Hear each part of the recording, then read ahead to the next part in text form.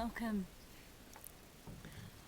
I wanted to share this moment with you so that we could talk together about the possibility of merging our readings and working with two decks that may seem to be quite different but which have incredibly complementary energies that I feel will really enhance your readings and give you some different perspectives to think about. If you possess the wild wisdom of the Fairy Oracle, and if you have made a home for Selena Fenwick's and I's new deck, the Oracle of the Mermaids, which is here, you may like to do some experimenting with working with the decks together.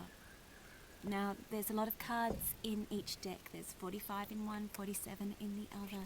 So it is going to take you a little bit of time to actually shuffle the cards together. And of course then, separate them out again.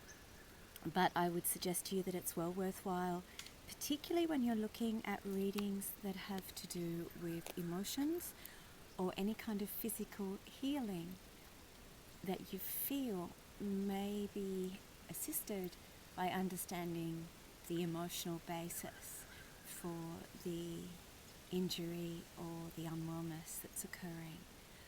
Of course, you can read for others as well, or you can simply open it up to the mermaids and to the fairy and say, what have you got to share with me today? I'd love to hear from you. Some people feel very fae, others feel very mer. I feel very both. I love the sea, I love shells, I love seaweeds, I love rocks, I love waves, I love tides, I love light on the water. But I also love the forest and the greenery and the vines winding their way up trees, the roots of the trees so deep in the ground, and all those fairy energies that abound with the flowers in the forest. And I feel that they're really complementary. So I've come to this place to work with you with them because this is a liminal space. This is neither water nor land that we're on at the moment. Technically we're on the jetty, of course, but we're out over the water and we're actually not on the land anymore. So I find those in-between places to be incredibly helpful to work with fairy and mer. The other aspect of liminality is also the time of day, and it's actually approaching sunset now, so the sun will be down in about an hour. So we're approaching that time when that doorway between the worlds opens on that level as well. So we've got the potential to really connect at this time. I'm also outside. I have little pixie hats I've collected from a gum, some proteas gifted to me from the garden. Just some little bits and pieces I made an offering to the mermaids before. So what I would suggest you do is get both your decks and really give them a great shuffle. I've pre-shuffled mine because it's going to just be too challenging to do it all in one go. It is a big job, but it's very worthwhile. So I'm just going to be patient and do my best to be patient and shuffle and ask a question. You might want to ask a question too, and let's do this reading for all of us. Kind of universal reading, collective reading. So ask a question. Let's shuffle, focus on that question. And now let's make 3 distinct piles with our left hand,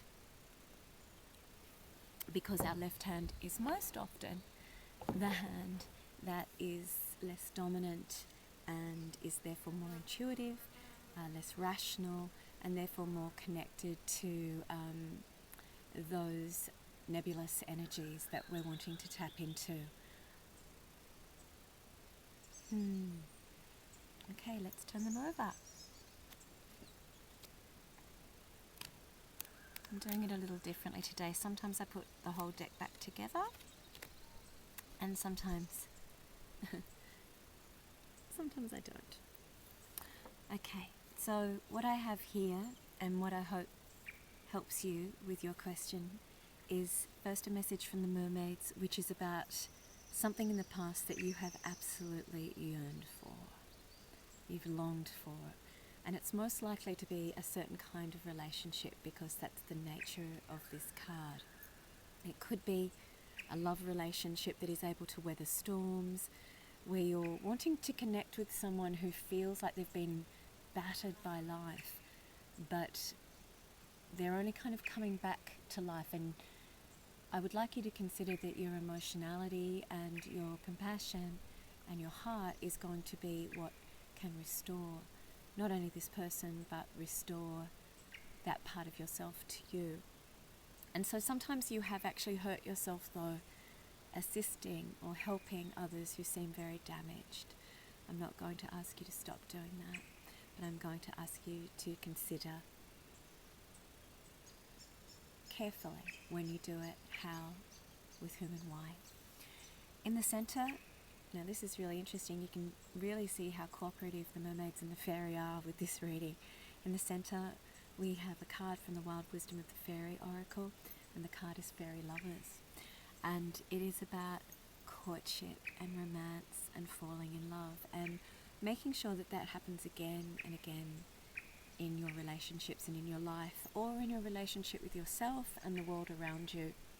If we think of fairy as being the natural world, it could also be an appeal from them to fall in love with the natural world and to see it, the natural world, as valid and precious a guide as anything in spirit. Often in spirituality there's this huge emphasis on what is unseen and in spirit, and we tend to discredit everything around us that is so beautiful and is of the material world, the physical world.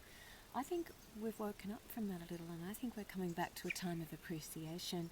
The plants and the trees and the tiny wildflowers and the insects and the birds and the animals and each other and our physicality, the precious gift of that, and beginning to see that as something worth really loving. But on a much more blatant level, it's about, playful seduction, mutual love, the joys of courtship, and that's really coming back. And the third card, this is so interesting. They're all very relationship oriented, and it's the Soul Cage card from the Oracle of the Mermaids, and this comes from a great mermaid myth from Ireland, where a particular kind of mermaid, the Merrows, one of their tendencies is to literally free human men from what are called soul cages, in which they're trapped beneath the waters. They're not dead, but they're in a kind of suspended animation. They're not fully alive. And the mermaid's quest is to free them from that cage, where they're not alive within the water or alive within the world of emotions, and help bring them up to the surface and begin to breathe again and feel again.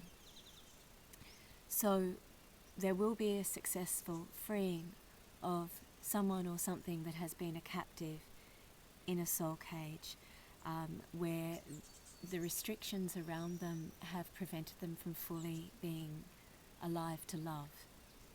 Let's be really honest about it. It's about love, this reading. So you're either going to be in the process of freeing someone or being freed yourself. There are other ways to work with these cards together. You could ask for the fairy's opinion on a particular topic, and then you could ask for the mermaid's feedback on a particular topic as well. You could use a Celtic cross with both cards, or you could do a simple 3-card spread like this. There's manifold ways to work with them both. I just want to encourage you to work with them both and merge their energies, because their energies are entwined. Even though they are of different elements, they're entwined and woven together. So I hope in some way this reading speaks with you and allows you to connect with both the mermaids and the fairy, the ones that exist within you as well as the ones that exist all around you. So from the land of the mer, it's a contradiction in terms, isn't it? From the oceans of the mer and the lands of the fae and the realms of both of these magical beings, I bid you adieu for today, and as the sun sets, let's enjoy this liminal time together. Be peaceful, be strong, love each other well, and relish every moment. Blessed be, and may all love in this world be yours.